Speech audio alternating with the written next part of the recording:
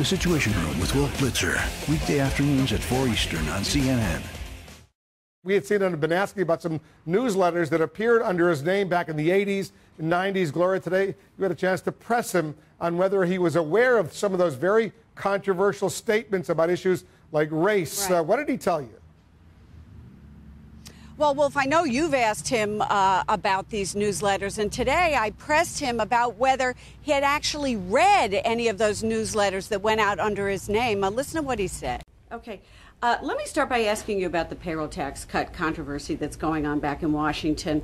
Are Republicans handing President Obama an election year issue to use, saying that he wanted to cut taxes for the middle class, and the Republicans are not doing that? Even the Wall Street Journal today said that the Republican Party should just cut its losses and vote for this. I think nowadays it's just spin on both sides, who's going to get the blame. But I think what the problem is nobody admits where the real problem is, that we're bankrupt and we don't know how to handle it, and they don't want to offer the solutions. So whether Obama's going to get blamed, the Republican get blamed, I think that's just sort of something that is made up of it. I don't see that as the critical point. It's why are we in this mess? So I don't pick one side or the other. But you're a member of Congress. You're there. Are the Republicans doing the right thing here by saying, no, we won't take this 2 months, we're not going to go along with the Senate? Yeah. These are the same people who didn't want the payroll tax cut to begin with. Yeah, I know, but they have an impossible thing. There's no right and wrong in this bill. I don't want to put the tax back on the payroll. You know, I want to cut it, but I don't want to. I don't want to extend the unemployment benefits. So where's the right and wrong answer to that? You can't assume. How would you vote? You know what? I probably would vote no, because unless I save more money from the taxes than it would cost on the unemployment. So I do an arithmetic, and I didn't do the final analysis on that because I've been, on the road. But it would be an arithmetic problem for me if the taxes, if the tax cuts were greater than the expenditures, then I would vote for it. Okay, but you're here in Iowa. You see what this looks like. Well, yeah, to me it looks like government is in gridlock. But it isn't the Republican and the Democrat. It's the system. It's the bankruptcy of the country. It's this money that we spend and nobody wants to cut, and they don't know how to handle this. Neither side will admit the seriousness of the problem. That's where the gridlock comes from. I've spoken with some Republicans here in Iowa, and we heard it here today at the event, this question of them all being sick of the negative advertising. You're running a lot of negative ads, particularly against Newt Gingrich, accusing him of serial hypocrisy, which is a personal charge.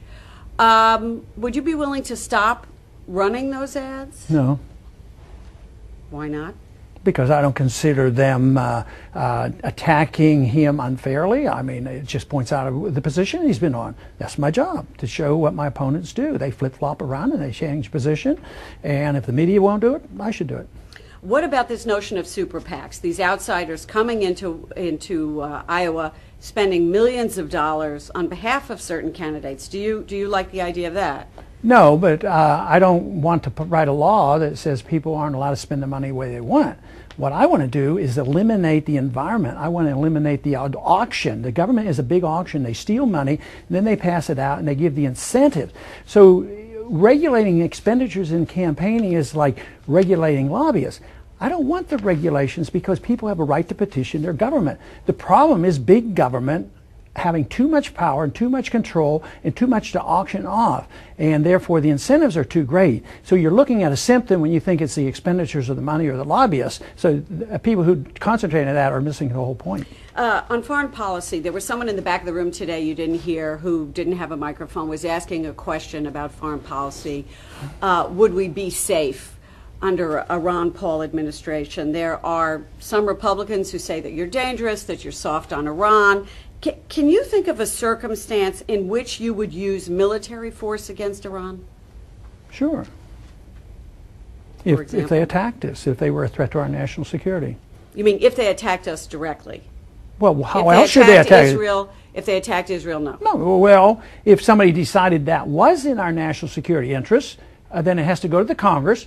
I don't decide that thing. That's what we're not supposed to do. That's what I'm sick and tired of. You go to the Congress, and if it's in national security interest, yes, you use military force. But quite frankly, in the last 50 years, our national security has never been threatened by Korea or Vietnam or the Libyans or the Iraqis. Our national security has not been threatened. And now we were attacked by terrorists. And who are they?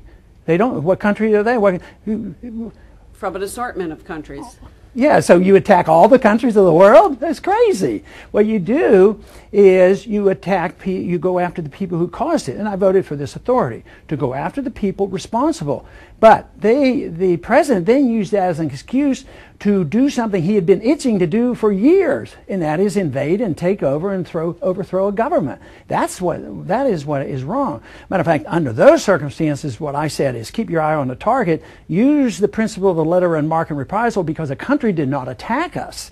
What we were getting was retribution for our interference over there. And let me ask you, I mean, you've been answering a lot of questions lately about the newsletters that were published under your name, and some of the things contained in them were conspiracy theories. Some of them are considered racist, and you've disavowed them completely. It's a tough series of questions you asked them, but you obviously had to ask them. Well, I did have to ask them. He clearly thinks it's irrelevant. He thinks it's been asked and answered, that these newsletters went out over 20 years ago, and he said he had nothing to do with them. So it's clearly a question he'd rather not be asked.